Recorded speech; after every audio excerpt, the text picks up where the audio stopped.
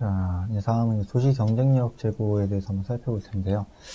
자, 우선 도시 경쟁력 제고 방안, 도시 브랜드화, 그리고 공공 디자인, 도시 마케팅, 장소 마케팅, 부동산 마케팅까지 전반적인 이런 장소와 관련된 이야기 좀 해볼 거예요.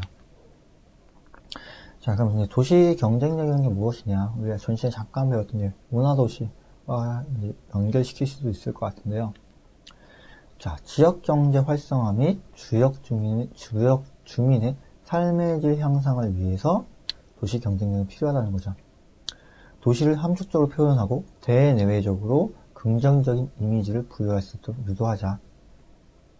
그러니까 도시 경쟁력이라는 것이 어쨌든 도시를 알리자, 그런 개념이겠죠. 다른 도시와 차별성이 없는 도시 브랜드는 도시 경쟁력 효과가 반감을 초래하므로 지역 특성에 부합하는 도시 경쟁력이 필요하다. 즉, 그 도시는 무슨 도시다, 어떤 도시다 이야기 해줘야 된다는 거죠. 지자체, 민간, 시민 모든 주체가 도시 경쟁력 확보를 위해서 노력해야 된다. 하나만 해서는 안 되고 전체적으로 다 해야 되는 우리 협력적 계획의 하나의 부분이겠죠. 이러한 도시 경쟁력을 결정하는 요소는 산업사회 이전에는 군사력, 외교력, 경제력 등의 힘의 논리에 의해서 국가 경쟁력 혹은 도시 경쟁력이 결정됐다. 하지만 현대 도시에서 이제 그게 아니라는 거죠. 산업사회 이후에서는 산업 생산력, 수입 물동량, 외환 보유고 등의 물질적인 측면이 강조됐다면 최근에는 도시의 경제, 문화, 삶의 질 등 다양한 관점에서 도시 경쟁력이 중시되고 있다. 그러니까 도시 경쟁력이라는 단어 이해되실 거예요. 이러한 발전 방향은 제조업과 첨단 지식산업까지 영역을 확대하고 창조성에 기반으로 한 고부가가치 산업을 육성하는 데 초점이 맞춘다. 창조도시에 대해서 잠깐 봤죠. 그러니까 뽀피를 통해서 만들어야 되고 창조적인 인재들이 활성화할 수 있는 공간. 창조산업에 종사하는 창조계급의 유입을 위해서는 창조 도시환경이 필요하다. 그 사람들이 움직일 수 있는 공간을 만들어줘야 된다. 즉 문화와 예술을 하는 사람들을 위한 공간을 만들어주자. 그래서 우리 보면 우리나라 같은 경우 물레동 같은 것도 하나의 예로 될 수 있겠네요. 그렇죠? 그 과거 철강업을 했던 그런 장소에서 재련을 하고 금속을 만드는 그런 장소에서 문화와 예술을 하는 사람들이 들어가죠. 낮에는 땡깡땡깡 그런 새뚜기는 소리 나고 밤에는 문화예술인들이 활동하게 되는 그런 공간, 그런 것을 만들어주자.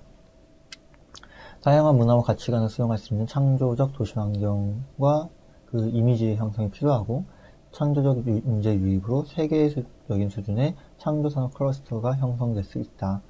많은 사람들이 모이면 좋다, 뭐 이런 개념이겠죠. 그래서 창조 클러스터라고 얘기할 수는 없겠지만 홍대와 지금 조금 그 밑으로 합정까지도 전체적으로 이어지는 그런 개념이 나올 것 같고요. 도시 브랜드 개발 시 창조적 도시환경 이미지를 부여하고 그에 부합하는 도시환경 조성에 노력을 해야 된다. 뻔한 얘기겠죠. 도시 축제 및 연계 이벤트와 연계해야 된다. 장소 마케팅에 근거한 도시 이미지 제고와 지역 경제 활성화를 위한 도시 축제 및 이벤트를 개최하자. 우리 도시 경쟁력 중에 하나, 한평 하면 떠오르는 거, 한평 나비 축제 이런 거 나오죠. 그러니까 한평이라는 도시에 나비가 정말 많았다는 건 아니에요. 근데 나비들을 볼 수 있는 그런 공간 만들어줬고, 그로 인해서 나비 축제라는 걸 만들고, 사람들의 이미지 속엔 한평하면 나비, 이런 개념이 잡혀지는 거죠. 도시 축제와 이벤트 기간 동안 지역을 찾는 방문객이 증가하고, 지역 주민의 소득이 증대한다. 그래서 하이서울 페스티벌, 한평 나비 축제 등이 있다. 하이서울 페스티벌 같은 경우 그 기간 동안에 물건, 면세를 더 강하게 해주죠. 세일 기간이죠. 세일을 하다 보니까 이제 사람들이 찾아오게 되고, 그런 것이 있겠다. 자, 그럼 도시 브랜드 좀 더 들어가 보면, 도시 브랜드란 도시 정체성을 기반으로 둔 장소 마케팅의 기법으로, 장소 마케팅의 하나의 방법이네요. 도시 전체나 도시의 특징을 나타내는 집약적 단어로 브랜드화 시키는 거다. 한평, 나비축제 이런 게 아니라 서울 같은 건 뭐예요? 하이서울이죠. 뉴욕, 우리 많이 알고 있어요. 어떤 거? I love 뉴욕. 그죠? I love 뉴욕. 그리고 또, 뭐 부산 같은 경우, exciting 부산. 이런 식으로 하나의 단어를 통해서 그 도시를 인지시키고, 그걸로 도시 경쟁력을 더 확립시키는 게 도시 브랜드다. 도시가 가지고 있는 다양한 환경, 기능, 서비스 등에 의해서 다른 도시가 구별되는 것으로 이제 1970년대 뉴욕주 I love 뉴욕이 그것이 이제 시초다. I love 뉴욕 우리 다 봤을 거예요. 그 하트 모양 이렇게 있는 그것이 도시 브랜드의 처음 시작이었다. 세계화, 지방화로 인한 국가보다는 지역 및 도시가 경제 활동에 주체를 바꾼다. 세계화, 지방화를 통해서 뭐 미국, 영국, 프랑스가 아니라 뉴욕, 파리, 런던과 같은 도시가 주요 포커스가 잡힌다. 도시 이미지 제고와 도시 홍보가 이제 도시 경쟁력을 제고시키는 수단이 되고 도시의 개성을 창조하여 상품을 구매하고자 하는 사람들에게 도시에 대한 강한 인상을 준다. 하이 서울 좀 보면 인사를 하고 두 팔을 벌리고 있죠. 일로 오세요. 다이나믹 부산 해가 떠 있어요. 부산 하면은 우선은 뭐 해운대 생각하면서 뭔가 신나잖아요. 그런 게 다이나믹 부산. 그리고 뭐 연천 한반도의 중심 로아스 연천이다. 자, 뭔가 로아스 삶의 질에 대한 이야기죠. 보다 웰빙보다 한 단계 진보된 삶. 그래서 좀 쾌적한 전원 환경을 가진 도시. 그리고 I love 뉴욕. 뉴욕이 어떤 거다. 이런 게 도시 브랜드였고요. 자, 이런 도시 브랜드를 이제 제고시킬 수 있는 전략은 무엇인가? 문화적, 문화적 정체성을 가지고 있어야 된다. 고유의 특성을 내포하고 타 도시와 차별성이 되는 것을 만들어서 브랜드 가치를 높여야 되고, 역사 문화적 맥락과 도시 산업과 연계하여 상품화를 통해 세계적인 브랜드를 만들어야 된다. 그 도시가 갖고 있는 어떠한 장점을 활용하고 연계시켜자. 모든 도시 행정을 도시 브랜드에 접목시켜 성공적인 브랜드로 자리매김해야 된다. 하나의 브랜드를 잡았다면 그 도시에서 출하하는 모든 상품과 연동시키자. 그래서 장인의 혼이 살아있는 세계적인 문화예술 도시로 설정했고, 뭐 조선시대 왕실의 독일 제작했던 안성시의 안성맞춤. 안성시의 도시 브랜드 같은 경우는 이제 안성맞춤이라고 한단 말이에요. 그러니까 역사적인 맥락과 맞춰지는 거죠. 안성맞춤이라는 것은 딱 맞다. 근데 안성에서는 과거에 독일을 만들었다. 그래서 그 지명을 활용해서 우리 브랜드 전략을 안성맞춤으로 간다. 이런 느낌. 뭔가 역사적인 맥락을 따라오게 된 도시의 자산 및 강화 개발, 즉 당해 도시가 갖고 있는 무형의 자원을 소재로 도시를 브랜드화해야 된다. 그 도시의 특성을 맞게끔 해야 된다. 영화 산업을 중심으로 한 부산 삐부광장. 그러니까 삐부광장 같은 경우 우선은 구도심이었죠. 그렇죠? 우리 부산의 구도심, 원도심이라 부르죠. 그쪽 자갈치 시장을 끼고 있는 그쪽 광장이었는데 그곳에 이제 영화라는 국제 영화제라는 것을 도입하고 그곳에 장소성을 부여하기 위해서 랜드마크 어떤 플레이스를 제공하기 위해서 삐부광장이라는 걸 만들었죠. 그러다 보니까 이제 부산 하면은 부산국제영화제 이런 거 생각나고 삐부광장 가면 영화 관련된 게 쫙 있죠. 뭐 손도장 찍은 것들 뭐 이런 것들. 또 지역의 자산인 머드를 산업화한 보령의 머드축제. 이것도 역사적 문화적 맥락에 의해서 보령하면은 머드가 많이 있으니까 그런 머드축제를 활용했다는 거고요. 근데 뭐 솔직히 지금 보령 머드축제 같은 경우는 보령 머드는 아니라고 해요. 네. 그리고 만화를 자산으로 한 부천의 이제 만화축제. 우리 1년에 한 번씩 만화축제 열리죠. 그래서 카툰이라든지 애니메이션이라든지 뭔가 그런 코스프레 하는 사람이라든지 그런 사람들이 죄다 모이죠. 뭐 이상한 말로 뭐 오타쿠라 불리는 뭐 어떠한 것에 빠져들어서 막 즐기는 이런 사람들이 부산 만화 축제 할 때는 엄청나게 모인다는 거죠. 그러니까 어떠한 그런 역사적 혹은 문화적 맥락을 갖고 그 도시를 확실하게 만들어내는 거. 그게 도시 브랜드고 도시 경쟁력 강화 방안이다. 자, 또한 도시 경관도 관리를 해주면서 일체적인 것을 만들어줘야 되는데요. 도시 브랜드와 일체화된 도시 공간의 디자인과 시설물 디자인을 통해 도시 브랜드가 체제화한다. 우리 디자인 서울 했을 때 WDC였나요? 월드 디자인 캠페인인가 뭐 해가지고 WDC 했었을 때 서울시의 모든 로고와 뭐 가로수, 간판이 된다. 그런 조형물에 로고가 들어왔고요. 도시환경, 건축환경, 색채, 야간 경관 등 도시공간 디자인과 도시 브랜드를 반영한다. 모든 곳에 다 적용하라는 거죠. 교통시설, 편의시설, 공급처 시설, 공공시설물에도 도시 브랜드와 통일된 경관을 연출해라. 그러니까 뭐 이런 거겠죠. 아까 잠깐 나왔던 연천이라는 공간, 연천이라는 도시가 상당히 소규모 도시예요. 상당히 소규모 도시고 작은 도시지만 그쪽 도시에는 이제 전공리 선사유적지라는 곳이 있고 선사유적에 대해서 도시 브랜드화를 시켰죠. 그래서 그 유적지를 가다 보면은 뭐 가로등도 그런 주먹도끼 모양의 그런 전등을 좀 달아놓고 뭔가 도시 초입부에는 무슨 공룡의 모습을 한 혹은 원시인의 모습을 한 조형물들을 설치하고 전반적인 그런 이미지를 창출해내는 거죠. 그 밖에 이제 경관을 위해서 이제 반포대교의 무지개 분수 혹은 강남 GT타워 라이트 해서 그 건물이 막 움직이는 것 같이 보이는 야관 경관을 보이고 있는 사례도 있고요.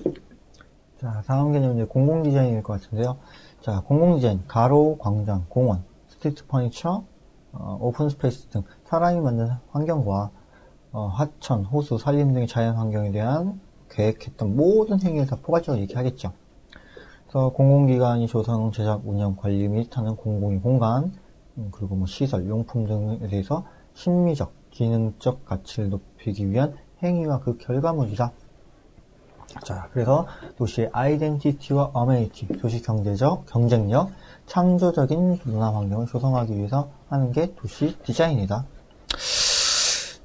지금 같은 맥락일 거예요. 도시 경쟁력 확보를 위해서 도시 브랜드화를 잡아야 되고, 도시 브랜드, 어떠한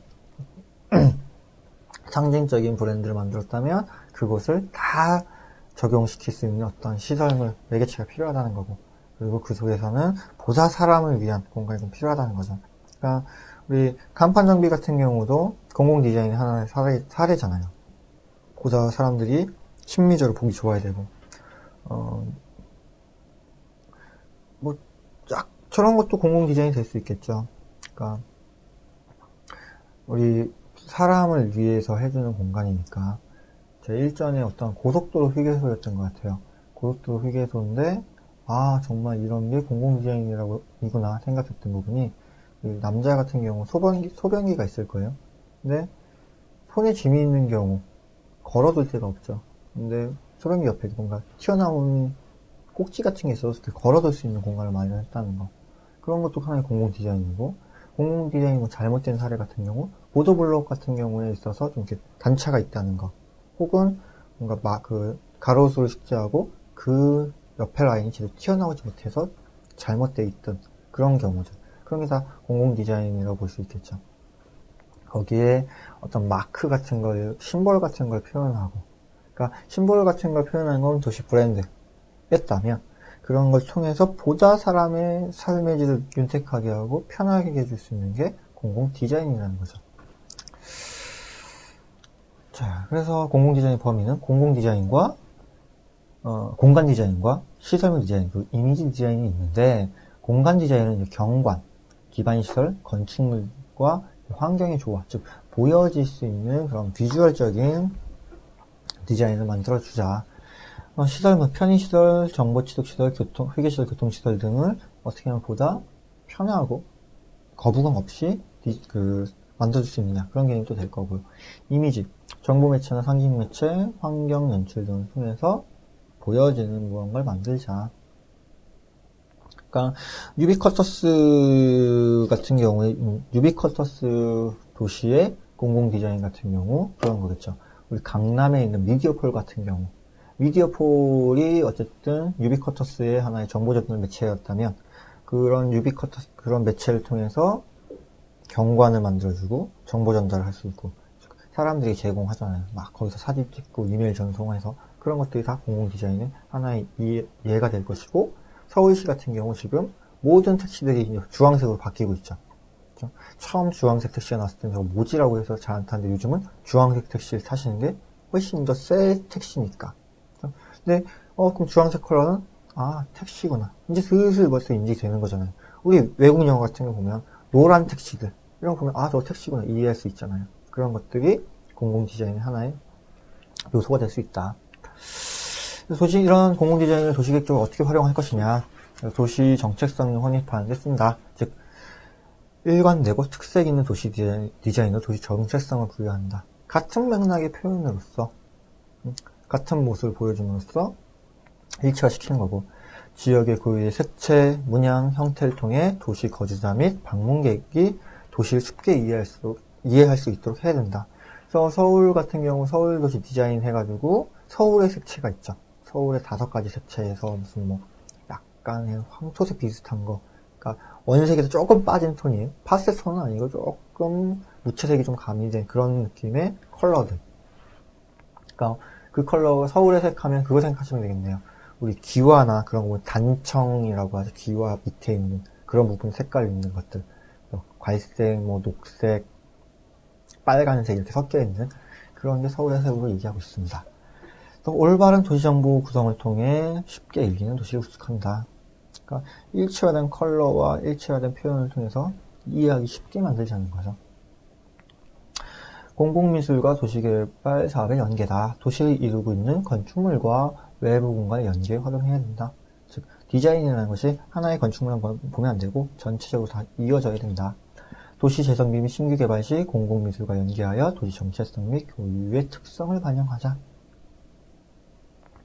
그러니까 일괄적으로 하자는 거죠. 어떤 도시 다 같은 맥락이잖아요. 새로운 도시를 만들어야 되는데 도시는 경쟁력을 가져야 되고 도시는 브랜드를 가져야 되고 그러려면 도시의 공공 디자인적인 요소를 가미시켜서 개발을 한다면 도시 브랜드는 성장할 것이고 경쟁력을 확보하겠다.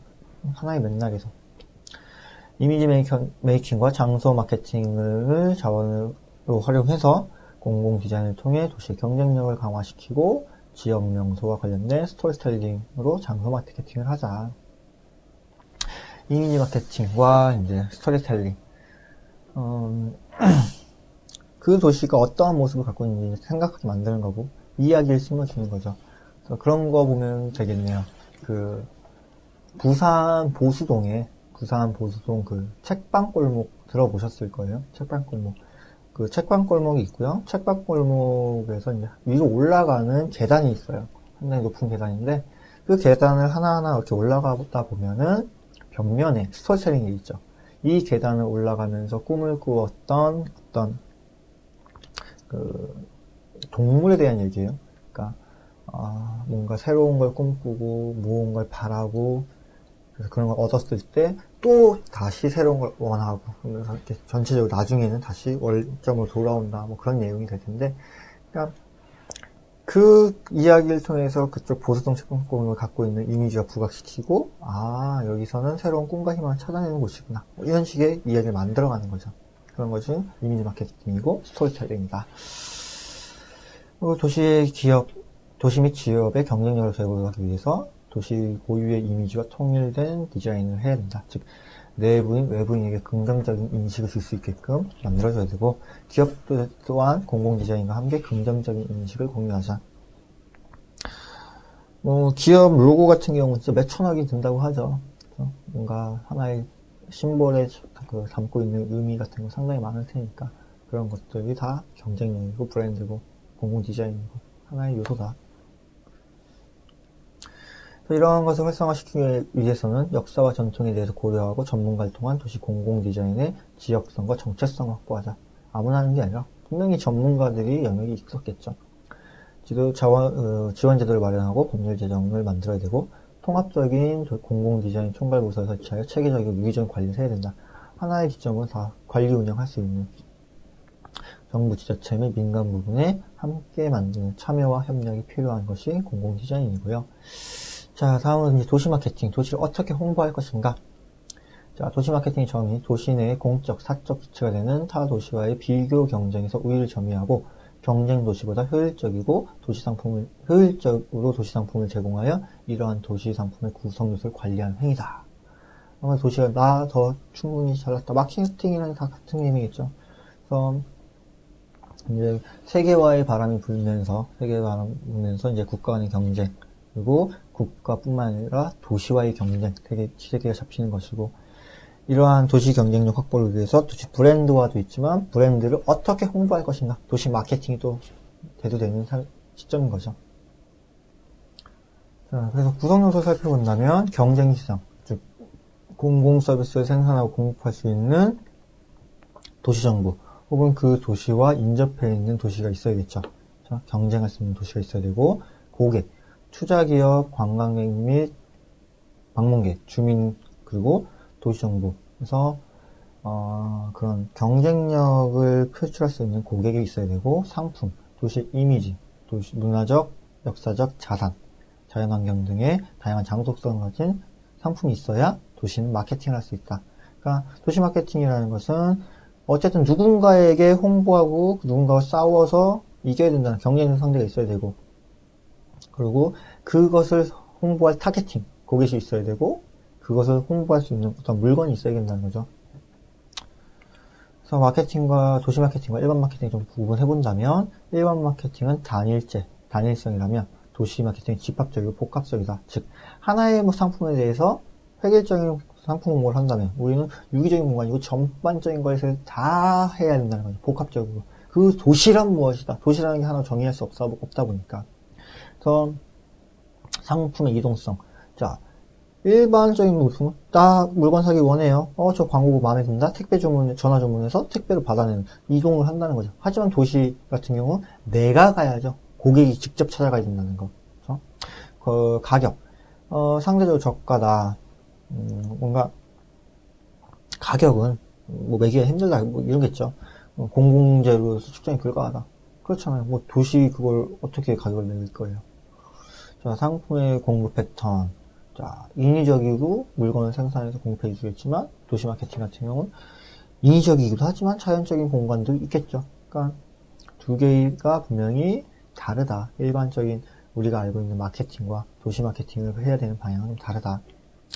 이런 도시 마케팅 활용은 도시의 건조 환경에 해당하는 도시 특유의 개성을 표현할 수 있도록 해야 되고, 그 도시가 갖고 있는 특성을 확실히 표현할 수 있도록 해야 된다. 기업, 자본, 관광객 유치를 위한 산업 기반 시설이나 교통시설, 관광문화시설 등의 공급하고 개선이 있어야 되고, 타 도시와 차별된 분야를 발굴하고 홍보하여 이를 브랜드화 시켜야 된다.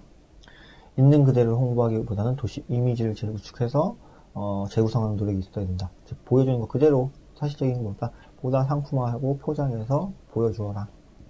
창의적인 아이디어를 토대로 타도시와 차별화된 해당 도시만의 이미지 또는 정체성을 생성하자. 이런 것들이 도시 마케팅이다. 자, 이렇게 도시 경쟁력 활성화 제고 방안에 대해서 한번 살펴봤습니다. 그래서 도시 경쟁력이란 무엇이냐, 과거에는 어떠한 것이 도시 경쟁력을 가지고 있었냐, 지금은 문화적인 요소가 상당히 강조된다. 그리고 그런 도시 경쟁력을 제고시키기 위해서는 도시를 브랜드화 시켜야 된다. 그런 개념들을 우리가 한번 살펴봤죠. 앞으로 또 도시 공공 디자인이든 장소 마케팅이든 부동산 마케팅이든 이와 같은 분야들이 다 도시의 경쟁력을 제고시킬 수 있고 우리 국가 브랜드를 높일 수 있는 것이니까요. 이런 내용들이 기사 시험에서는 많이 나오진 않을 거예요. 하지만 여러분이 도시공학을 전공했고 도시를 알고자 한다면 이런 부분에 대해서도 심도 있게 생각을 해주시는 것이 앞으로 더욱더 보다 좋은 우리가 꿈꿔오는 살기 좋은 도시를 만들기 위한 하나의 방안이겠죠. 그래서 이렇게까지 이제 한번 살펴보시고 이제 전반적으로 다시 도시 개발 및 국토 파트 그리고 단지 설계까지도 우리가 새로 또 넘어갈 테니까요. 다음 시간에 다시 보도록 하겠습니다.